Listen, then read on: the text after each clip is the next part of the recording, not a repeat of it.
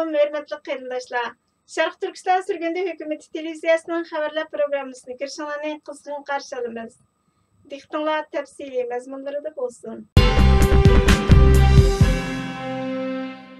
Xitoy Hindiston Afg'onistonda nandish qilib yangi chegara qonunini ma'qulladi. Xitoy armiyasining davlatning 14 quruqliq chegarasini charlash yoki taqash huquqini kengaytirishni maqsad qilgan yangi belgilama chiqardi va bu qilmishiga bexatarligi Xitoy virusining tarqalishining oldini olishni bahona qildi. Xitoy shanba kuni yangi belgilama chiqarib, 14 davlat bilan bo'lgan 22100 kilometr keladigan chegarani qandoq charlaydiganligini aniq bir taraf qildi.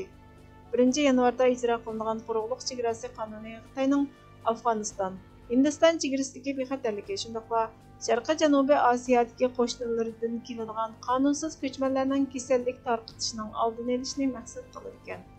Qonunning mazmuniga qaraganda, Xitoy Xalq ozodlik armiyasi davlatning har qanday chegarasida yuz bergan turli tajovuzchilik, daxli taruz qilish, singib kirish yoki ig'vogarchilikka taqobil tura oladi. Beijing chegaraning taqilishini qonuniy asos bilan ta'minlaydi.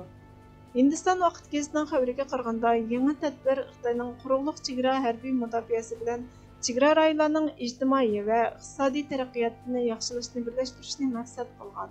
Hindiston, Bhutan va Nepalga yaqin joyda yashaydigan Tibet kent aholilariga o'xshash chegara rayonlaridagi fuqarolarni birinchi mudofaa liniyasi sifatida harakatlantirish huquqiga ega qilishni maqsad qilgan. Xitoy matbuotlari qonunning yana chegara talash tortish masalasida barliq diplomatik tirishchiliklardan keyin harbiy o'rinlashtirish elib berishni, chegaraga yaqin insonlarga naf yetkazishni maqsad qilganligini xabar qildi.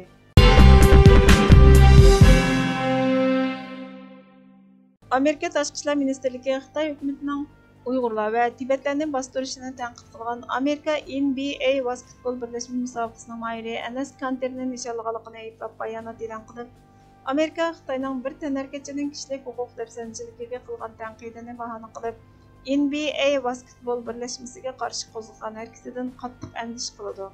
Biz fikr qilish huquqini qadrlaymiz va bu huquqni yurgizgan har bir odamni qo'llaymiz, dedi. Boston Kilikislar markazidan Enes Kanter oldingi kuni Twitter hisobida Tibetga aloqador uchurlarni bayonlagandan keyin Xitoyning Uyg'urlarga qilayotgan irqiy qirg'inchiligiga qarata noroziligini bildirib, Xitoyning yuraksiz diktatori Shi Jinping va Xitoy Kompartiyasi, "Men butun dunyoning oldida chaqiriq qilyapman. Uyg'ur xalqini qo'yib, qul emgak lagerlarini taqa, irqiy qirg'inchilikni hozirda to'xtat" degan uchurlarni tarqatdi.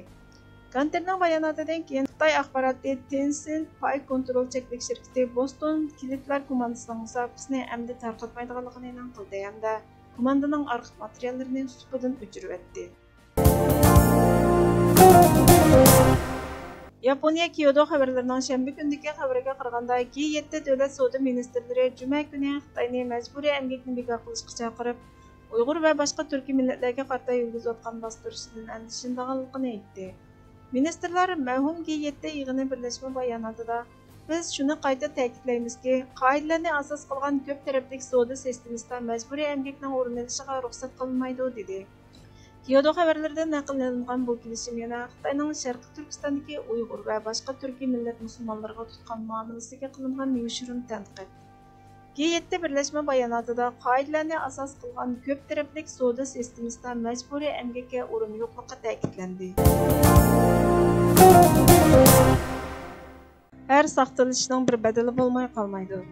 Kunimizda har turli siyosiy nayrangvozliklarga, millatga qilinayotgan samimiyatsizliklarga, ikkiyuzlimlik va tuturuqsizliklarga qarata o'zlarining tutumsizliklarini maydon qilib ko'rsatayotgan, quloq yupurib olish va sukutvozlikni bozorga serib turib, samimiyatdan, da'vodan so'z ichatganlar, har turli diniy qiyofat va siyosiy kechmishini, da'vo tonini bahona qilib, qurg'oq vaz kalamlar bilan xalqni idora qilishni siyosatchilik deb o'ylab qolayotganlar, oldi bilan xalqning nazarida yildan yilga tushayotgan o'rnini to'g'ri tangsiyalishi, kallasini silkib o'tishlari zarur.